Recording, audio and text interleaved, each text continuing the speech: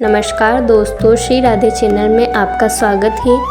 भाद्रपद मास के शुक्ल पक्ष की तृतीया तिथि को मनाया जाने वाला हरतालिका तीज का पर्व सुहागिन महिलाओं के लिए बेहद खास होता है। यह व्रत अखंड सौभाग्य की कामना और मनचाहा वर पाने के लिए रखा जाता है।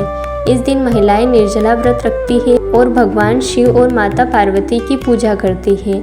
आज हम आपको सुनाने जा रहे हैं इसी पावन पर्व से जुड़ी वह पौराणिक कथा जिसे स्वयं भगवान शिव ने माता पार्वती को सुनाई थी।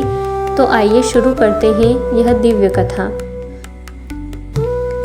पौराणिक कथा के अनुसार पर्वतराज हिमालय की पुत्री माता पार्वती ने अपने बाल्यावस्था से ही भगवान शिव को अपने पति के रूप में पाने का मन बना लिया था।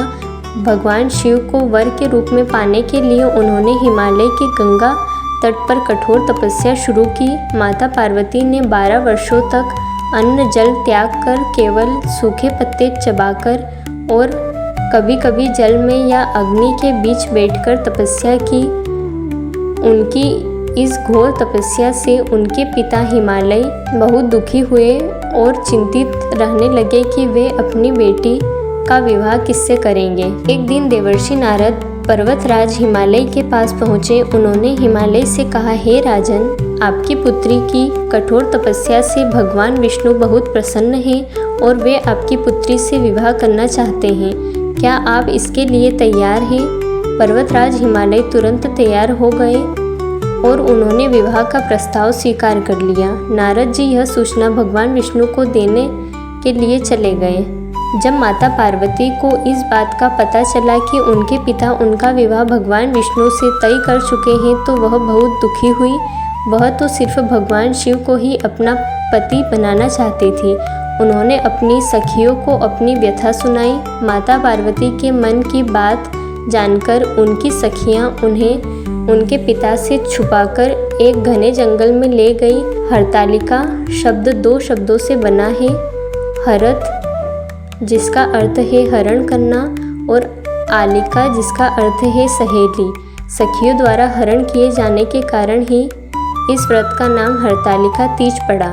जंगल में पहुंचकर भाद्रपद शुक्ल तृतीया तिथि के दिन हस्त नक्षत्र के संयोग में माता पार्वती ने एक नदी के तट पर रेत से भगवान शिव का शिवलिंग बनाया और कठोर तपस्या, पूजा और व्रत शुरू की। उन्होंने पूरी रात निर्जल रहकर भजन कीर्तन और जागरण किया। उनकी इस निष्ठा और भक्ति से भगवान शिव का आसन हिल गया और वे माता पार्वती के सामने प्रकट हुए।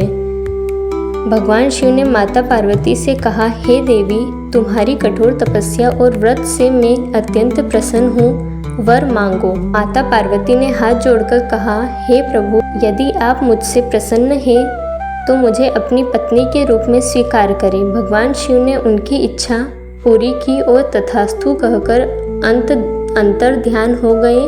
बाद में माता पार्वती के पिता हिमालय भी उन्हें ढूंढते हुए वहां पहुँचे।